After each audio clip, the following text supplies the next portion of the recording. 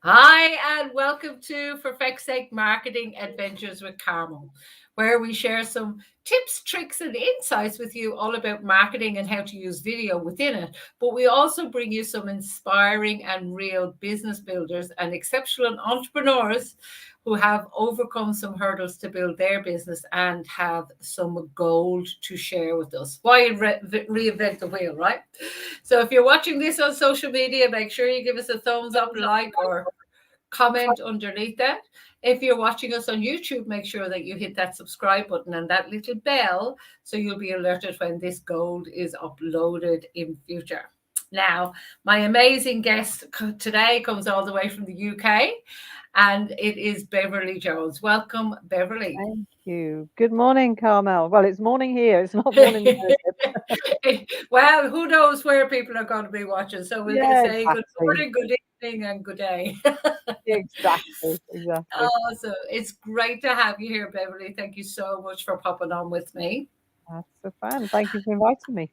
My pleasure. So let me just introduce you properly. So Beverly is a well-being mentor and consultant for both a small and large businesses and large corporates. And her passion is helping others not to go where she went when she traveled her journey through a burnout. Now, Beverly is a published author, speaker, consultant, and an avid volunteer when she gets the time. And I know we'll dig a little bit more on a little secret that you shared with me where you went back home to your hometown a while ago and met your first ever boyfriend, and you're getting married soon. But you told me that you reckon he was worth every frog that you ever kissed. Oh, absolutely. Absolutely he was. And I he is. love that. And Beverly believes that community is everything, and she even has a little black book to keep tabs on them too. But today, Beverly and I were going to talk about something that's really relevant, and we're going to talk about burnout because through Beverly's work, she shares her expertise across many areas. And this is one thing that I love, including the 7 signs that you are not coping and how to identify them in ourselves and in others. And also share tips about self care to ensure that well being is always forefront of your mind. And Beverly's motto is always be kind and keep things simple. So I love that. So before we get kind of deep into the bones of everything, tell us a little bit more about Beverly and how she's ended up where she is right now, other Yes. than just about to get married to that first boyfriend. Yeah, exactly. Well, I was born in the village I now live, actually. So I was born in Raglan, a little place in South Wales, here in the UK. And I got to the kind of age of around my 20s, and my mum used to say, "Stop coming in late at night. Everybody in the village will know what time you got in, and everybody in the village will know this, and everybody in the village knew that." And I was like, "Yes, I know you're right, but I have a life." So I decided to go and live in London where nobody knew what I was doing. Nobody Yeah. cared what I was doing. It was like just so refreshing.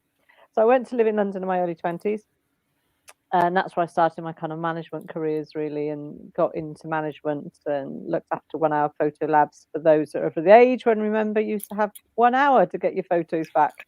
Now you get, the other day I was in a shop and I got 55 prints in 10 minutes. Yeah. You know what I mean? For £15, and it was like 10.99 for 36 in an hour. It's a ridiculous price. Anyway, so that's where I started, and then I just kind of was in photo processing for many years, before, just before my 40th. And I don't know, I don't look that old, I know. No, I But know, I anyway, know. I was going to say that, but I just didn't want to interrupt you. oh, in my dreams. Um, yeah, just for my 40th, I actually went to live in your home country, of course, which is the lovely Ireland, Yes. and took myself off and went to live in Dublin, and around that area for about 3.5 years. But then missed my family. It wasn't far away, I know, but it just got harder to say goodbye to them. My parents were getting older. I had nephews growing up, and felt I missed them. So came back home to Wales. Um, Lived in a little place called Newport, and all this time I was in corporate, so I was working my way up the ladder, into more and more and more senior roles. My last kind of roles within the railway was head of stations and group station manager, so looking after the stations across Wales and South Wales. Um, And I really just kind of carried on getting promoted. I went to Ireland to marry a farmer and write a book, and didn't do either because I just got promoted 3 times. So yeah, my corporate career just kind of kept kicking off really. And then yeah, in 2009, ended up being diagnosed with burnout because I'd got into that spiral of that hamster's wheel where you just keep going and going and going until you think that's how life is really. Um, I was in a toxic relationship. I was being bullied at work. Life wasn't great. Just everything, all those events combined. I ended up at the doctors, and he said, "You've got clinical depression, severe anxiety, basically burnout, and you need to take a sick note today." So Wow. that's what I did. Took the sick note, and within the next that was 2009, and then 2011, I moved back home to live in Raglan, which is where I've lived, where I was born. So I've come back home, and now I don't care if everyone knows what time I get in at night because I don't go out to the pub anymore. But that age was like it was too much hassle. It was too cold. So yeah, no one cares now. So it's Yeah, quite strange because for the people who've lived here all their life, they know me from when I was born here and everything. So a lot of older people, whereas a lot of people, absolutely. a Yeah. lot of people who are new in the village think I've just arrived in the village and I'm a newbie. I'm like, oh no, no. No, And no, that's no. why I met my It's partner. it's funny, isn't it? I know when I go back to Ireland, when I go to visit like that, some people are going, "Hey, Carol, how are you going?" And there's other people going, "Who the hell is she?" And I'm like, "Well, Yeah. no, this is my town. This is where I'm from."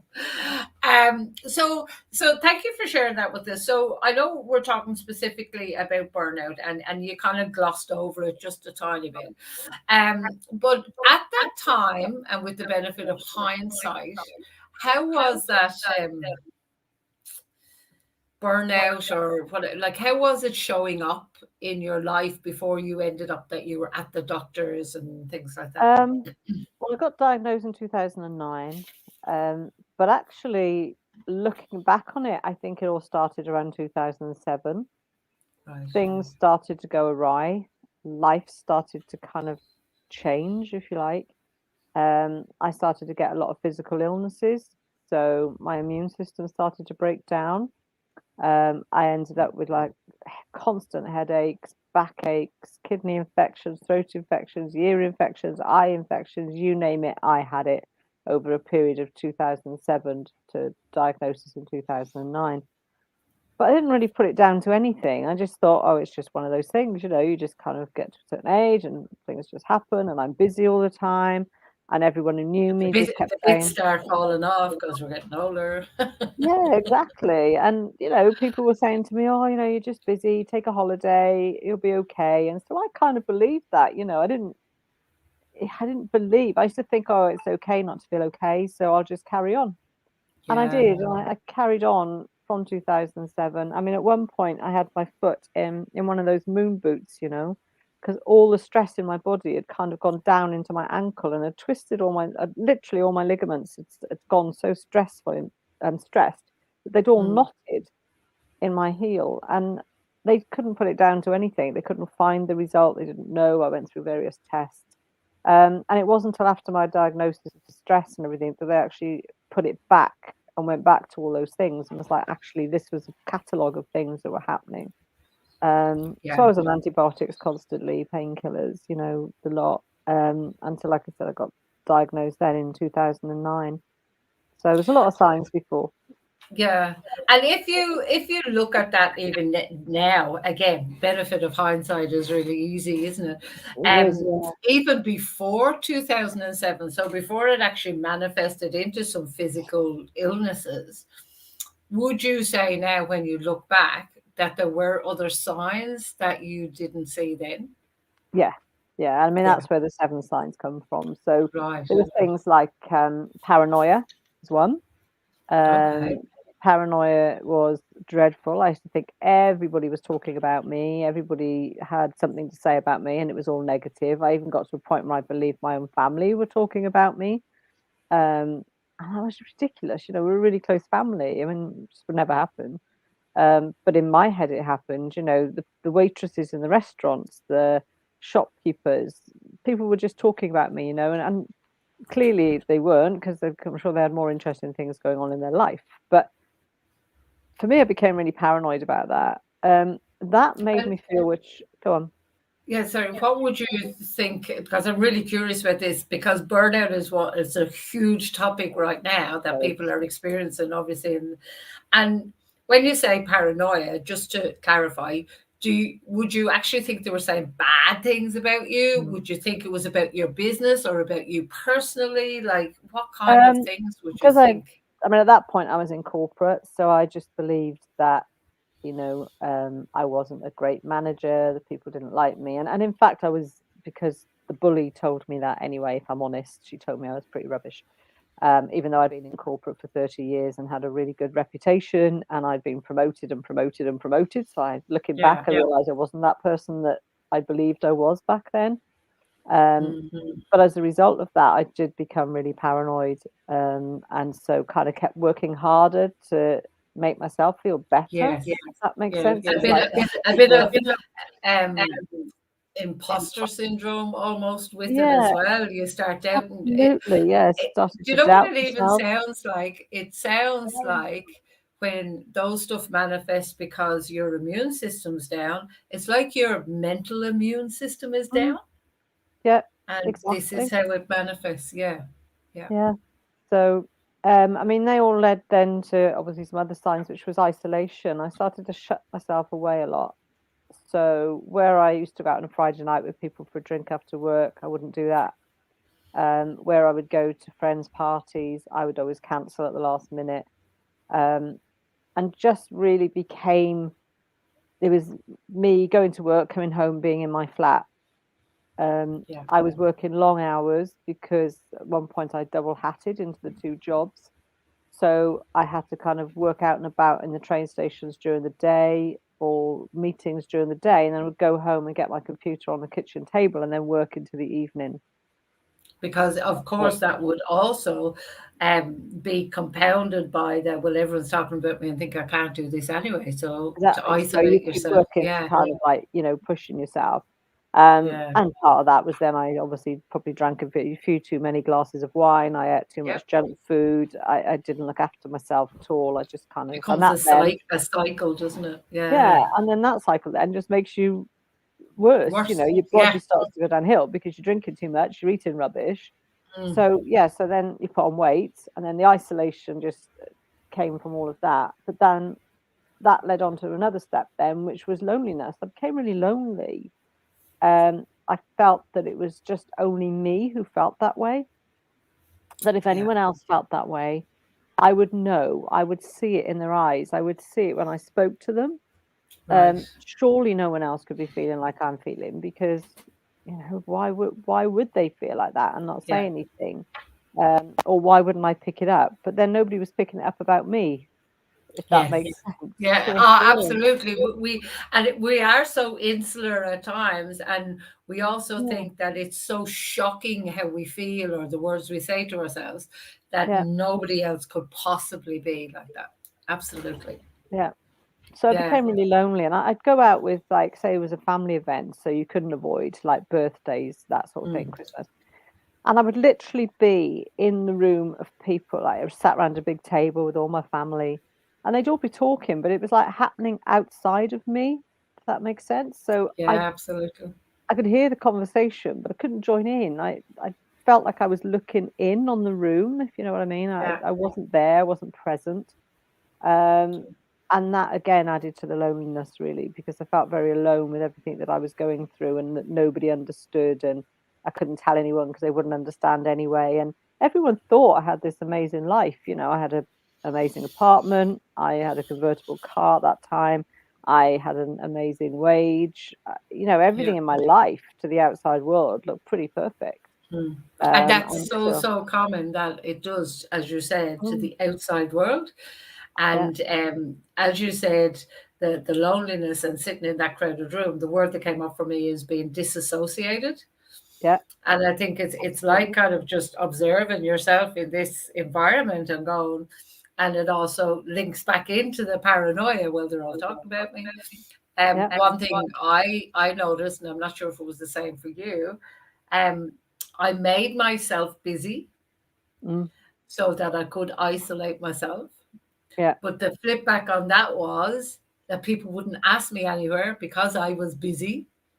Yeah. But the underneath me was going, why doesn't anybody see me and just come and save me? Yeah, and that's But they it. That's didn't. true. Yeah. They didn't. And like for me, I got stopped being asked because I think I said no so many Yes. times that they think, well, she can't come anyway. She's either too busy or she's not, Yeah.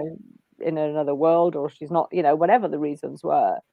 Yeah. They And stopped yeah, asking. so they stopped asking, and then, as you say, that just makes you really lonely and just pull back from everything. Yeah.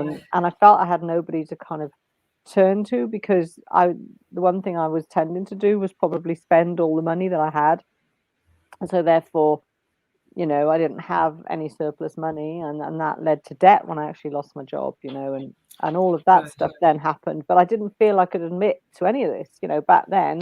I wouldn't tell Mm. anybody I was being bullied. I was ashamed of being in debt. I didn't want anybody to know I had a mental health problem going on. I didn't want anyone to know that I spent my life outside of work sitting on my floor crying. I didn't want any of that.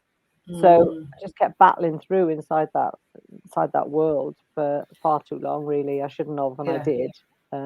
Well, I think sometimes things happen for a reason. You wouldn't be here being able to help other people out of that had you not gone through it. Exactly. I I, mean, I always say, I, go yeah, on. sorry, go ahead. No, I was going to say, experience can be the greatest gift Ah, sometimes. million percent. And that's really what I think of this now. I mean, going on from isolation, I became really sad, and I'm a Cancerian. I tell everybody this, I'm a Cancerian. I'm an emotional wreck most of the time, depending on which phase of the moon we're in. But I would cry at absolutely anything. I mean, I will cry Yeah. at a sad film. I will cry, people stuff on the TV, and I cry. I'm a natural kind of, that person. But this was an overwhelming sadness. This was me going out Yes. for lunch and sitting there with my mum and then just crying, but having no reason to cry, really. Like a grief almost. Yeah, I woke up one night. I always remember waking up, and when I woke up, I was crying. I've been crying in my sleep. So that overwhelming sadness of like feeling, was it ever going to be okay again? That's what kind of Mm. I kept thinking to myself, am I ever going to be okay again? Is everything ever going to be back to normal? Am I ever going to feel positive again? And that made me sad because I didn't know the Yeah. answer. Yeah. Wow. So that kind of So overwhelming feeling of sadness. if we're going through those steps, if I'm right, and sorry, there may be a little bit of an echo, guys. So it's paranoia, isolation, loneliness. Hmm. Would they be the first three things? So Yeah, number four, is that the sadness? that's the sadness. Yeah, Yeah. yeah. And we had the And what physical illnesses in there as well. That was the what? the physical illnesses. So, like, Yes. all the break down the immune system, breaking Yeah. down, the constant being at the doctors. I just want to make sure that I'm getting the seven points. So that's five. So what would be the next thing? The next one was personality changes. Okay. I believe I am a very kind, honest, open, positive person. That's who I am today. That's what I pride myself on. And I was always that before this happened. But I Yeah. didn't, I changed, you know. I became negative. I questioned everything. I never had solutions. I was unkind to myself, not really unkind to anybody else, because I didn't really bother with anyone else, if I'm honest. But I became very unkind to me. Um, and my personality just literally changed. I didn't have um, the capacity to kind of uh, understand who I was anymore. Do you know what I mean by that? It's just like I just became, and the last point is anger. I became angry, Yeah. and that was a big, massive personality change for me, Carmel, because I'm not an angry person. I will walk away from confrontation. I do not get angry. I might get angry with myself if the computer goes on. I'm like, "Ah," do you know what I mean? Or I'm out on the road and somebody does Yeah. something silly, and I'm like, oh. But I would never do it. I would never have a confrontation, or I would go and apologize even if it wasn't my fault, just to keep calm. That's Yeah. who I am, because I just don't like it. But at that point in time, I would argue with my shadow. Yeah. I So you literally, were arguing external as well as internal. yeah, both. I would thump door, you know, door frames. I would throw things. I would shout at the washing machine. I was just angry with the world, you know. And I became angry with, I don't know whether you want to call it the universe, God, whatever it was out there causing what I believed was the problem. I was angry with that. You know, why have you put me in this position? Why is this happening to me? It's all, you know, all everyone else's fault. Everything became everyone else's fault, you know. And I'd I would go to a restaurant and I don't know, maybe the waitress was serving someone else and not me, and I was angry with her, and you know, it just became the predominant feeling in my life, and I Yeah. never want to go back there. Yeah. Never. And that is my biggest fear is the anger. I hated it, and it really came to a head when I got I argued with my mum, and my mum is the sweetest, kindest person. Do you know what I mean? Well, both my parents, my dad as well. But on this particular day, I rowed with my mum, and it broke me. That's what broke me. And she said to me, "If you don't go to the doctors," I'd been to the doctors, I'd been diagnosed, but I wasn't on any medication. And she said, Right. "If you don't take some medication to calm yourself down, you are going to end up in terrible trouble. And if you don't go, then I will have to go and ask their opinion because you cannot go on the way you are." And I went home that day and I set my alarm for 8 o'clock, and I rang the doctors the next morning at 8 o'clock and asked for an appointment. And that was the day that it changed and I went on to the medication. Right. I'm not on medication now, I was only on it for 18 months, but I fought against it because I didn't want to take it. There's a stigma against the mental health and Mm, medicated mental health. It's almost like a taboo word. And if you've been high up in corporate or you've been, you know, yeah, doing yeah. stuff like that, it can be very challenging. Even to mention that word, it's like people give you a wide berth suddenly, as if there's something wrong with you, as if, oh my God, we Yeah, can't ever ask her to do anything challenging ever again because you know yeah. she can't cope, she's weak, she's whatever. Did you find that you felt some of that, or was it more from Yeah, I mean, I yourself? had horrible. One of the things I've said to people about myself, and I know this is true of other people with not just a mental health problem, but other issues, the self stigma is far worse than any stigma anyone else could put on you. Yes, Self stigma yes, is yes, terrible. yes. And I really felt, again, embarrassed, you know, that I'd got to this point where I would need something to help me. But I had an amazing doctor. Not everyone is lucky, you know. I had an amazing doctor, and she explained how my serotonin levels had dropped and that I needed this medication to help build the serotonin back in my body. And when it had got back to its correct level, then they would reduce it. And then there could be a day when I could come off it, and, you know, things like that. And she was so helpful with that, and it made sense. And she said to me, "Would you take insulin if you were diabetic? If it would save you, if it would save your life, if it would change the Yeah, hormone consistency in your body so that you could live a normal life, would you take it? Or would you take blood pressure tablets? Or would you continue to have high blood pressure?" And I said, "Well, no." And she went, "So at the moment, your serotonin levels are down, your brain and your is affecting how you're feeling. The brain's having a bit of a blip. Do you know what I mean? The whole mind is having a bit of a blip.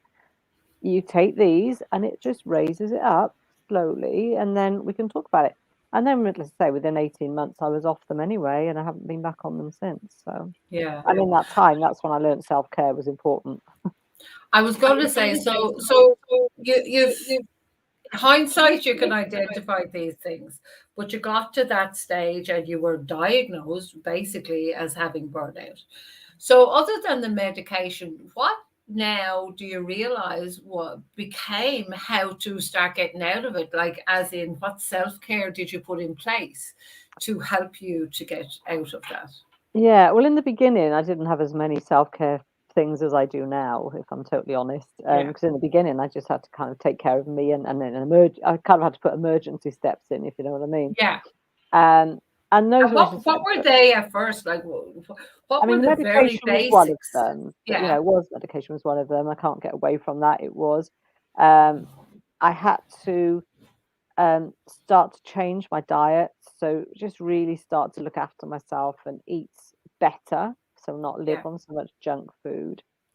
Um, I had to. I did a lot of, if you like, self development. So I read a lot of books around yeah. self help.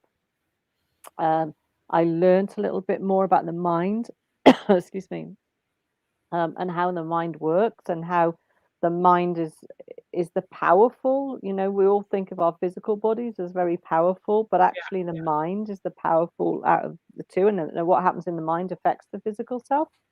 1,000,000%. Um, sorry, is that okay? Can you still hear me all right?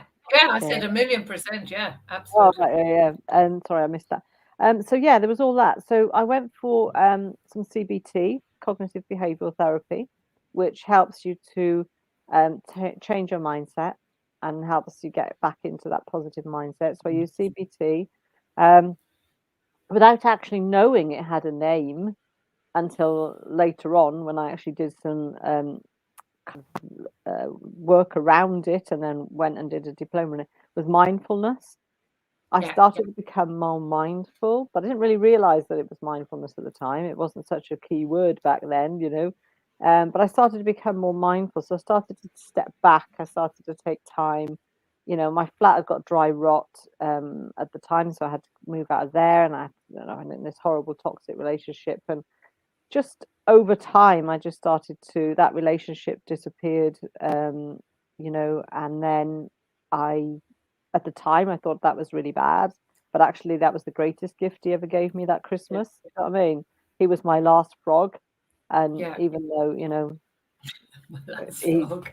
it's a bit tight to say that Mike was worth that. I don't know, we'll get there. But yeah, I kinda went through that, and on New Year's Eve 2009, 2010, I just kind of made the decision that I was never having another 2009 again. Never in my Yeah, life. It didn't matter how bad it got, I would find a way yeah, of coming back before it hit that point. So yeah. Love it. around that, yeah, I started to become very mindful of my actions. So if I started to feel tired, I would rest. If I started to Yes. feel that I didn't want to go out, I knew didn't want to go out because I was tired, or whatever. I would talk to people. I would say these are my reasons. So I had a lot more open conversations and talked about things, which I think is one of the self care things, for me. Um, Yeah, so yeah, I just started to put those little things in place. And then I retrained, became a life coach, started my business in 2010. Started to chip away. It was a bit, I feel a bit like a sculpture. Um, I'm not the sculptor. yeah, Oh, I'm sorry, I am the sculptor, but where I am today, I've kind of sculpted that back into its yes, form where it is today. Um, yeah, because over the years, it's just a little bit by there. Oh, wait a minute, that little bit needs tweaking and stuff. So I kind of feel I'm there now. It's taken a long time, 11 years, which is why I do what I do, because I don't want people to take 11 years to sort it out like I have.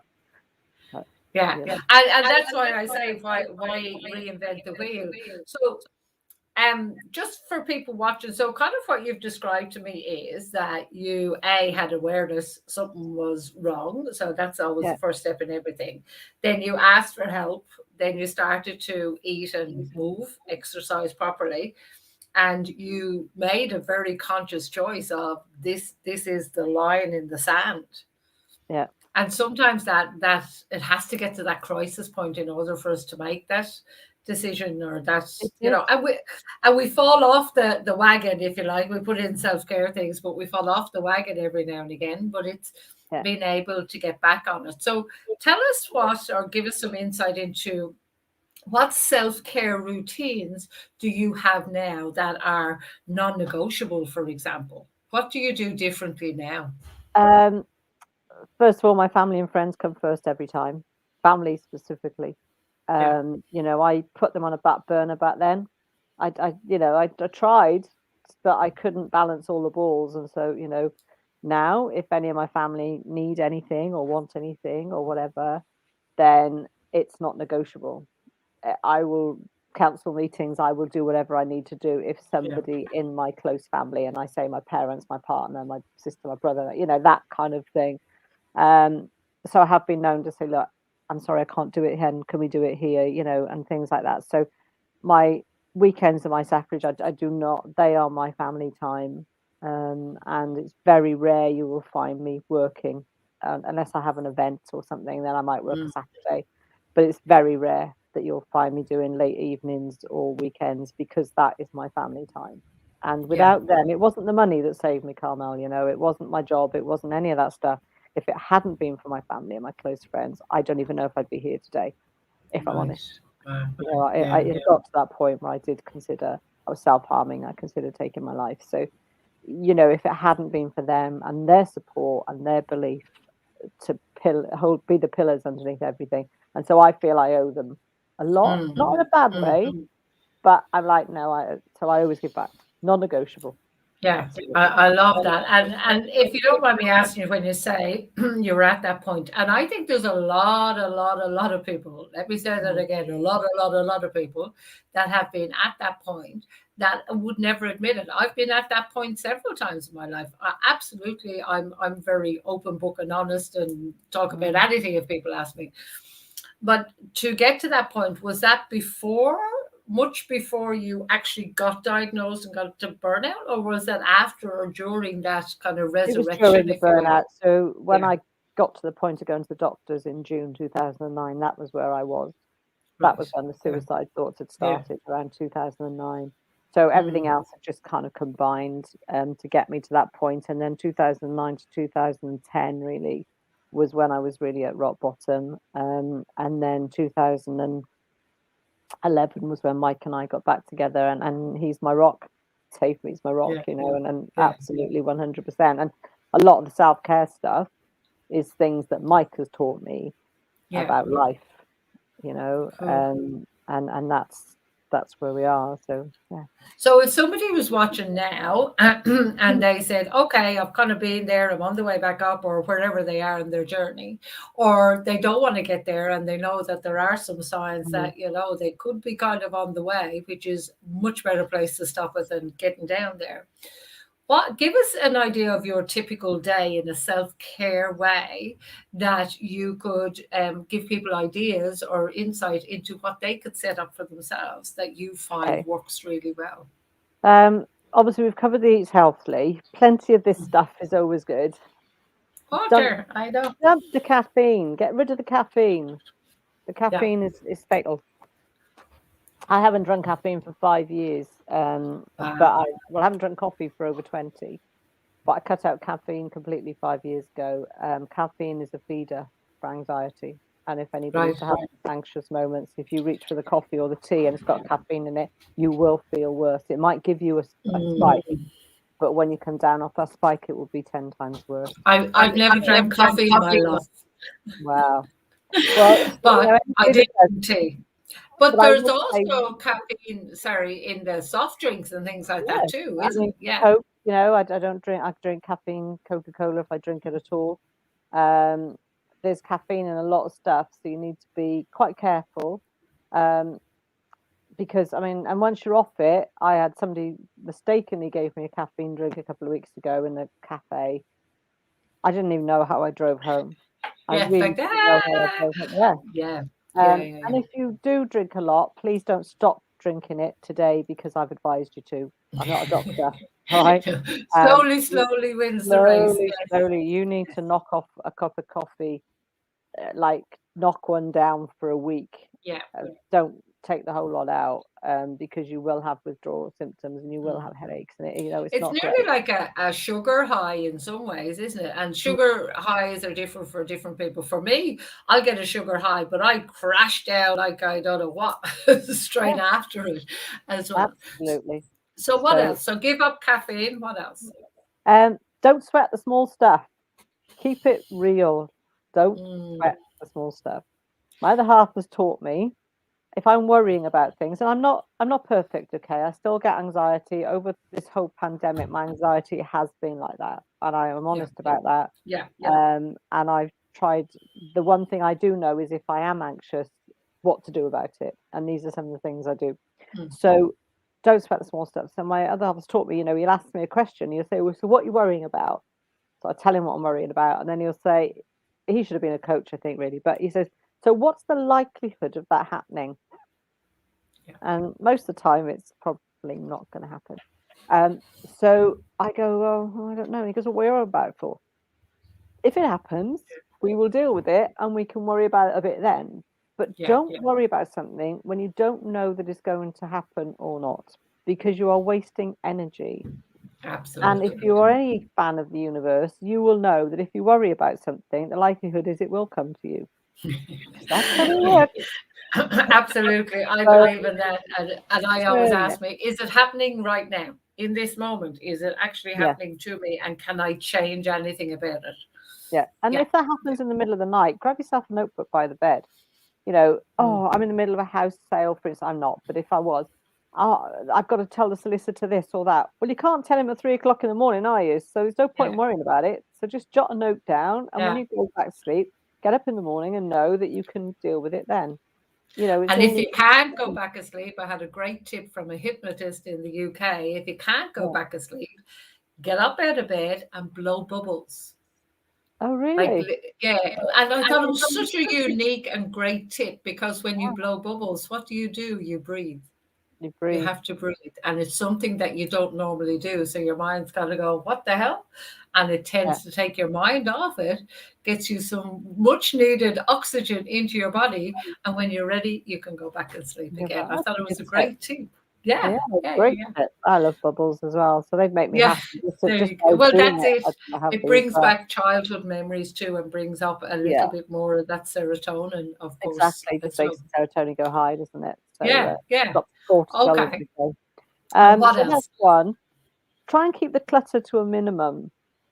She says, looking around her house, which is full of Christmas clutter. Are you talking about the clutter around you, not just the mind clutter, the physical clutter? So if, for instance, you're feeling a bit like, oh my God, everything's all over the place, my mind's chasing, sit, stop. It's the easiest thing to keep going.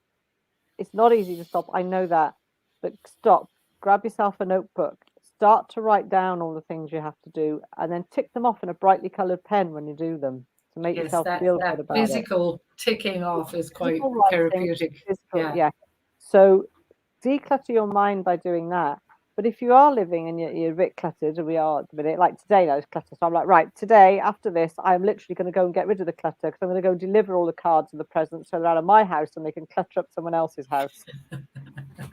I can't be doing with any more around my house. It's got to go. So that's the plan. So you know, where you can kind of keep your space decluttered to an extent. You know, I mean, we all have a bit of clutter around us, but where you can, keep it minimum, because then that keeps your mind, again, it's physical and the mind working together. It's like clearing. I'm like that with my kitchen sink. My kitchen sink has to be decluttered. I can't go out if there's clutter around my kitchen sink. Oh, well, I can go out with it, but if I come home and it's cluttered up again and stuff's just there, it's like my mind doesn't settle till it's uncluttered. Decluttered, just get rid of it. Cool. Awesome, great tip. What else? Be kind to yourself. You know, kindness is a great thing. I mean, I love being kind. I love the feeling of being kind to other people, not because maybe the gratitude or anything. It's not that feeling of, you know, I said I'm an avid volunteer. I love volunteering. It just fulfills something in me that makes me feel like I'm giving something back. I feel very, very lucky to be where I am today, in the life that I have today. So therefore, I feel that I want to share that and give back. So being kind to others, but being kind to you as well. You know, if you really do need to stop, don't punish yourself for that. Don't think, oh, I'm sitting watching this movie and I really should be doing the ironing. You know, it's like, don't do it. The ironing will be there. You know, sit and fully immerse and watch the movie. Watch the movie. Have some popcorn. Do whatever you do. Last week, anyone who knows me really well knows that I love ironing. Ironing is my favourite job in the house, right? But housework is not. I do it. Not for me, really. Not my thing. And I was in the Good Housekeeping magazine last week. My story featured in the Good Housekeeping magazine. Well done. Congratulations. And one of my friends said to her husband, oh, Bev's in Good Housekeeping. And he said, she's in a magazine about housekeeping. What? That's how he went. She went, well, it's not about housekeeping. He went, I did think then. I thought that's a bit odd. So, you know, if I need to take time out and I need to be kind to me, that's what I do. Now, I'm very lucky. I live with a partner who understands that totally. If I have to go read a book, if I have to read a movie, if he's busy mowing the lawn and I'm sat here watching a movie, there's no complaint. He knows that I need that time. So it's about, takes me on to my next step, about talking about how you're feeling. Yes. You know, I have a saying, and this is something that I said many years ago, because I started volunteering and going out sharing my story with an organisation called Time to Change Wales. And I always finish my talk with, communication is the best medication. Love Tell that. people how you feel. If you don't want to go to that party, don't go. Just explain. Just, I'm not really feeling it. Can we do lunch next week instead? You know, all of these things, just be kind to you. Don't, you know, don't push yourself. Just talk to others and say, right, this is how I'm feeling right now. I'm feeling anxious. I'm feeling stressed. I'm feeling busy. I'm feeling whatever it is. Talk about it. Tell people about it. People will understand. More people will understand than you even give yourself gratitude for. I was going to say, in your experience, when you share that, when you're that open and honest, do most people understand? Or the illusion is we say, I'm not going to say that because they're going to think this about me. They understand. And the ones that don't understand ain't worth it. If I'm honest. Do you know what I mean? Like, I've got a couple of people that have maybe dropped off. Not because we've fallen out, but just because life. But I don't feel bad about that. I'm just like, well, actually, that's just how life is. We have people in our life for a reason and a season. Not, some of them aren't here to stay forever. Yeah, that was my quote used to be, reasons, seasons, and lifetimes. That people are in your life for one of those. And sometimes like that, I have some people that people say, oh, you're not friends with that person. It's kind of, yeah, we've never fallen out or we've never anything, but we've just gone like that. Yeah, absolutely. And there's no punishment for yourself for that, you know, and don't try to hold on to that. If it feels natural to let it go, then let it go. Yeah. Don't punish yourself or beat yourself up and, oh, well, you know, I should call them. Or do they call you? Yeah. You know, are they there for you when you really need it? And if not, then maybe it's just time that season passes and other people come in, because we have to make room in our lives. Yes, well, that's what I say about the dog. Even a dog knows he needs to put down the bone to get a treat. And sometimes if we are busy, if we have got so much going on, we don't have time to let more light in, if you like, because we're hanging on to stuff. Do you believe that some of that is a societal imposed belief? You should be a good mother, a good sister, a good daughter, a good whatever. Yeah, I think so. I think, you know, that it's what we feel we should be. I took should out of my dictionary many years ago. You should look around you, and you should do this, and you should do that, and you know, you should run your business this way, and you should look at what the competition is doing, and you should do that, and you should compare yourself. Yeah, I'm just like, no. Do you know what I mean? Just no. That's just not how it should be. You know, the only thing you should do is you should do it your way. That's it. Nobody has walked in your shoes, nor have you walked in anyone else's shoes. Absolutely. So in this world, especially of social media, we have that, oh, that person, like I trained many, many years ago as a coach as well. And we're going, that person trained with me and they're doing better than me or worse than me and blah, blah, blah. I don't know their life experience. I don't know what they've been through or they haven't been through. And my aim now, and like yourself, you know, I was never diagnosed in that stage, but I'm pretty sure I hit it a few times. I was just too embarrassed to talk about it at the time. But now it's just, my goal is to be better tomorrow than I was today, however marginally that is within myself.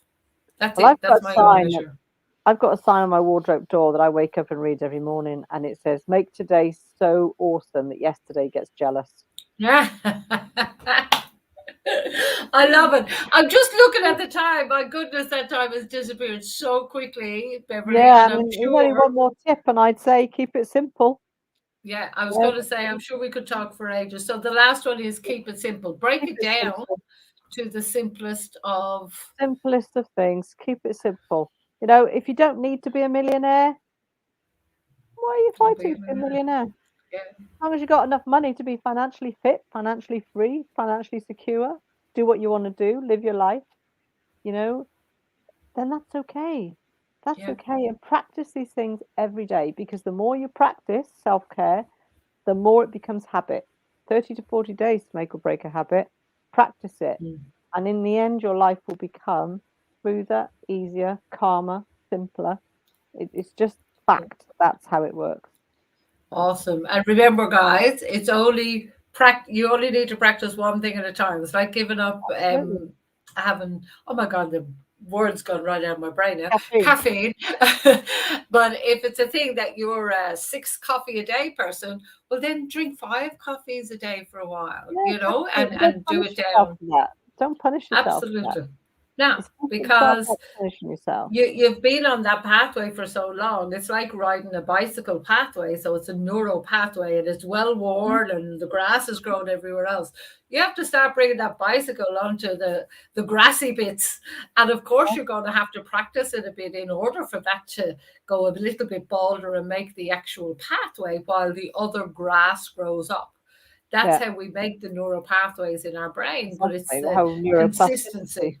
Yeah, it's the consistency of being able to stay that course to create that habit. And sometimes what we do is as well, we try and, oh, I have to get rid of that habit to make that one. It's like, no, just make a new habit. Don't try and Exactly. get rid of the old one. Just make a new one because it will automatically supersede the old one. So anyway, Beverly, tell me if people wanted to contact you. I'm just going to flash up on the screen some ways that they could contact Yeah, you if they wanted absolutely. to. So this is your LinkedIn LinkedIn. handle. I don't know if that's the right term. So it's the normal linkedin.com, and that is then Beverley Jones.